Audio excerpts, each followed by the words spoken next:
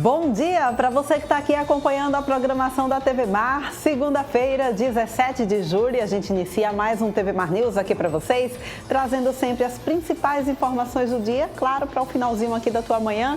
E olha, falando em informação, vamos conferir os principais destaques da Gazeta Web, esse portal tão acessado aqui no nosso estado e onde você também pode, um dos meios também, né, um dos canais em que você também pode acompanhar a programação da TV Mar. Olha, destaque aqui na Gazeta Web: causa não informada, morre aos 43 anos o vereador por Arapiraca, Fábio Henrique, do MDB. Informações repassadas à imprensa dão conta de que o vereador faleceu na casa da mãe, no bairro Brasília. E daqui a pouquinho a gente traz mais detalhes a respeito disso, tá? Lar dos Sonhos, TV Gazeta vai reformar casa de família alagoana. Projeto conta com o apoio da Carajás, Engenharc, Senai, Favorito e Colégio Sacramento. Iniciativa foi construída na própria empresa. A gente tem destaques aqui de um acidente, grave que deixou o motociclista morto e 3 pessoas feridas. Torcedores estavam no vestiário, o ônibus com a equipe sub-20 do CRB é apedrejado no Sertão. A gente tem mais destaques também: passageiro de ônibus é preso por desacato. E tem aqui o xingamento que ele deu à polícia. Então, tráfico em Maceió, menor é apreendido com drogas, armas e cartões de banco. E em Paripueira, atentado deixa um morto e 3 feridos durante evento. Esses são os destaques aqui da Gazeta de Alagoas. E tem um destaque também bem importante aqui, olha, hora do Enem. OAM lança a plataforma gratuita para quem quer se dar bem no vestibular. É mais um projeto Hora do Enem, mais um ano em que a gente vê essa iniciativa. Só quem lucra é você, viu, gente? Telespectador da gente. E vocês vão acompanhar também mais destaques a respeito do lançamento desse grande projeto, da segunda edição desse grande projeto no Jornal de Amanhã, tá certo? Olha só, uma torre de transmissão de energia desabou após um acidente com um guindaste na noite do sábado em Rio Largo. 8 trabalhadores que estavam fazendo a manutenção do equipamento ficaram feridos. E quem traz os detalhes a respeito disso agora é o repórter Rogério Costa. A gente vê agora os detalhes. Na Gazeta Web, estamos de volta aqui na porta do HGE. Um acidente chamou a atenção, acidente ocorrido no final da tarde de sábado. 8 trabalhadores que estavam atuando na manutenção de uma torre de energia às margens da BR-104 em Rio Largo acabaram caindo da torre. O motivo: um caminhão guindaste que estava lá para transportar uma peça bastante pesada, durante a manobra acabou atingindo a torre, que desabou. Os 8 trabalhadores caíram, estavam atuando na torre, trabalhando, e foram socorridos numa operação que foi feita pelo Corpo de Bombeiros Militar e pelo SAMU. Pelo menos 5 viaturas do Corpo de Bombeiros foram utilizadas na ação e outras 3 do SAMU. Os feridos: um em estado mais grave, um cidadão de 39 anos, um trabalhador. Todos foram trazidos para o HGE e já estão, inclusive, em recuperação. Susto muito grande, né? 24 militares do SAMU e dos bombeiros, 24 socorristas, foram utilizados nessa operação, que mobilizou as equipes na tarde do último sábado. Direto do HGE, com informações, Rogério Costa.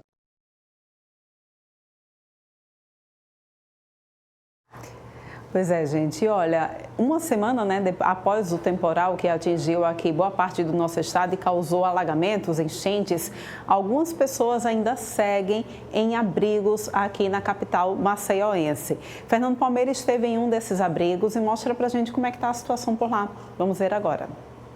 Mais de 700 famílias ficaram desabrigadas em Maceió devido às fortes chuvas, o que aconteceu principalmente na parte baixa, zona sul de Maceió. Levada, Ponta Grossa, Vergel do Lago, e os abrigos foram improvisados, como estamos aqui no antigo Hélio Lemos. A Escola Municipal Nosso Lar também recebeu pessoas desabrigadas, lá o Colégio Municipal Rui Palmeira, que fica no Vergel do Lago. Mas a Kelly está aqui conosco. Vem cá, dona Kelly. Dona Kelly é mãe de família, dona de casa, está aqui reunida. Aqui no antigo Hélio Lemos, na Escola Nosso Lar, quantas famílias chegaram e quantas temos nesse momento? Rapaz, aqui tem 58 famílias ao total, crianças e adultos. 110, que permanece aqui. E assim vai. Qual a ajuda que, claro, o governo federal mandou para ser distribuído pelos estados e os municípios atingidos, a exemplo de Maceió? Quais as principais ajudas que já chegaram? as ajudas que estão chegando aqui, água mineral, comida, né? Cesta básica da parte do pessoal da igreja, que vem trazendo cesta básica, leite para as crianças, né? Várias pessoas estão vindo ajudar com roupa também. Outras pessoas estão vindo querendo trazer colchões para a gente, porque os que a gente tem aqui realmente é desumano, como é que se diz? Sujo. Que nem vocês podem filmar ali, ó, o colchão todo sujo. Então, a situação da casa de vocês já dá para recebê-los de volta ou ainda está precária? Pode até dar, mas outros não querem. Por quê? Muitos aqui não querem por causa da situação. Porque não adianta a gente sair hoje, amanhã ou depois voltar de novo, com nossos filhos correndo. Então a gente, realmente, a maioria aqui, quer um teto digno, né? De a gente deixar assim os filhos dentro de casa, sair para trabalhar e sair despreocupado, sem a consciência pesada de chegar e encontrar em outra situação. Essa situação que nós estamos vendo aqui, ainda há essa preocupação. As condições, muitas vezes, da maioria dessas pessoas que estão aqui, como também em outros abrigos, a exemplo do Colégio Rui Palmeira, é essa expectativa de ter um cômodo, de ter uma casa, uma residência digna para um lar, para abrigar esse pessoal. E, infelizmente, ainda o inverno, quando chega, desabriga e muitos, como foi o caso aqui de Maceió, e esse exemplo que estamos dando.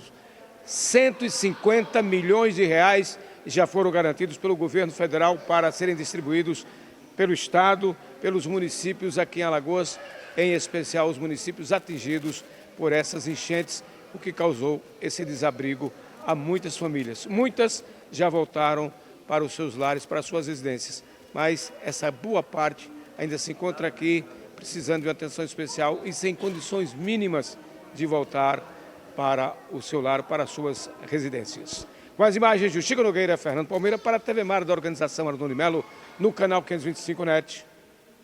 Claro. Pois é, né, gente? Situação que precisa ser resolvida o quanto antes, né? E olha só, a gente continua falando sobre os estragos, né, que o temporal da semana passada causou aqui na nossa capital. Muitas ruas ficaram alagadas e muita gente acabou perdendo as placas dos seus veículos. Fernando Palmeira conversou com um representante do Detran e traz para a gente detalhes de como proceder em uma situação dessas. Vamos acompanhar. Você não pode andar provisoriamente sem a placa, sem a identificação do seu veículo. E aqui nós estamos com ela, que é responsável por isso, Graça Cardoso, chefe de controle de veículos do Detran Alagoas, nos fala sobre essa situação de quem perdeu sua placa com as águas das chuvas. Sim, Fernando. Todo período de chuva requer muito cuidado para a gente que dirige algum veículo, porque o volume das águas na estrada, na via, pode provocar o deslocamento da placa. Quando isso acontece, você tem que, primeiro, fazer um boletim de ocorrência na polícia, dando conhecimento às autoridades de que você está sem a placa e vai ter que fazer outra. Como a placa, a maioria de hoje em dia são Mercosul, aquela placa que tem um QR Code diferenciado para a placa dianteira ou para a placa traseira, você tem que informar no boletim de ocorrência se você perdeu a dianteira ou a traseira, certo? A partir desse momento, você emite a guia de vistoria do Detran, que custa R$ 105,15, e aí você se dirige a qualquer unidade do Detran, na capital ou no interior, pede para fazer a vistoria, a gente abre um encaixe, porque esse é um procedimento de segurança e um procedimento que tem que ser feito rápido para que a pessoa volte a poder andar com o seu carro. E a partir desse momento, você vai ter lá do Detran a deflagração da autorização para que a emplacadora da sua escolha possa fazer a estampagem da placa. Nessa ocasião, você vai ter um custo de mais ou menos entre R$ 120 e R$ 160. A gente, se estiver falando de um veículo de 4 rodas, é mais ou menos isso. E para uma placa de moto, que é só a placa traseira, aí sim, você vai ter mais ou menos uns 120, é o valor que se cobra hoje em dia. E o Detran não tem nenhuma interferência no valor da placa que é estampada na estampadora, porque eles obedecem ao princípio da livre concorrência e, portanto, a gente não pode inferir nenhum valor, seja para mais ou para menos. Você tem que realmente procurar um que seja mais adequado para as suas finanças. E por falar em valores, como você está fazendo essa conta matemática aí, vamos falar de valores de multa, porque tem muita gente que acha, não, a placa caiu, deixa para lá, quando eu puder eu vou lá no Detran, resolvo isso, mas tem risco de multa, né? Tem risco de multa. Nenhum de nós pode trafegar com o veículo na via sem estar devidamente emplacado. Isso desde o primeiro momento em que você compra o veículo. Por exemplo, se você comprar o veículo e tentar sair com ele para ir fazer o emplacamento, você pode ser, no meio do caminho, abordado por uma equipe de fiscalização e você vai ter uma multa de R$ 293,47 e mais 7 pontos na carteira. Então, assim, não pode andar de jeito nenhum com o veículo sem ele estar com a placa. Seja dianteira, seja traseira, seja qualquer uma delas. Então, a orientação é que você pare onde estiver. Um detalhe adicional é que a placa cinza, aquela placa antiga, não pode mais ser estampada. Desde 2018, exatamente em fevereiro de 2018, o Detran de Alagoas entrou no sistema de placa Mercosul, como os demais Detrans do Brasil. Então, nesse caso, a pessoa que tem um veículo com placa Mercosul vai ter um adicional de custo de R$ 230. Isto porque ele precisa fazer uma alteração de dados do veículo. Na prática, você só é obrigado a fazer a mudança da placa cinza para a placa Mercosul se você tiver vendido o seu veículo, a pessoa que comprou vai ter que fazer isso, ou se você transferir o veículo de um município para o outro. Porém, nessa ocasião em que você perde a placa, aí você não tem como escapar. Vai ter que fazer exatamente isso para mudar aquela característica que é a placa, de uma para a outra. Perdeu a placa antiga, olha aí, vem uma placa nova, vai ganhar aí uma placa nova do Mercosul. Vai, e um adicional de R$ 230, né? Mais os 105, mais os 260 ou mais das placas, que você tem que colocar as duas. A placa cinza realmente... quem perdeu tem dificuldade com isso. E também você não pode, se encontrar a sua placa, colocar de volta lá. Isto porque a placa cinza, ela tinha, da parte do Detran, a colocação de um lacre e de uma tarjeta. Isso era o Detran quem fazia. Com essa implantação das novas placas, não há mais como você fazer isso. De tal maneira que se você colocar a placa no lugar, você está sem o lacre, você está sem a tarjeta. Você está como se tivesse sem uma placa também. Então você precisa atentar para isso. Passar numa casa de confecção de placa e achar que está abafando, colocando uma no lugar, aí virou placa fria e o problema se agrava, não é? O problema se agrava tanto para o proprietário do veículo, que vai ter esse custo, como dizer assim, de ter que colocar a placa correta e mais também pagar a multa, como também agrava para a emplacadora, porque ela não pode estampar mais as placas cinza, ela sabe que não pode e dessa maneira essas situações são coibidas com a legislação de trânsito e até as de segurança das autoridades policiais, etc. Com as imagens do Chico Nogueira, Fernando Palmeira para a TV Mar, da organização Arnaldo de Mello, no canal 525 Net. Claro. Ficar atento, né, gente? E olha, a gente agora vai com informações de Arapiraca, região do Agreste aqui do nosso estado, trazendo para vocês uma triste notícia. Hoje morreu o vereador por Arapiraca, Fábio Henrique de Lima Bezerra, aos 43 anos. Fábio era filiado ao MDB desde 2021 e estava em seu segundo mandato na cidade. O repórter Rogério Nascimento esteve no local e traz mais informações sobre o caso. Com informações aqui do bairro Brasília, na rua José Cardoso, informações sobre a morte do vereador pelo MDB, vereador por Arapiraca, Fábio Henrique. Um momento de muita dor, fato esse foi revelado agora já nas primeiras horas da manhã, as informações de familiares de que o óbito aconteceu por volta das 5 horas. Acabei de conversar com alguns amigos e familiares sobre o caso, dando conta de que ainda não se sabe a causa da morte, mas o vereador ele vinha enfrentando problemas de saúde.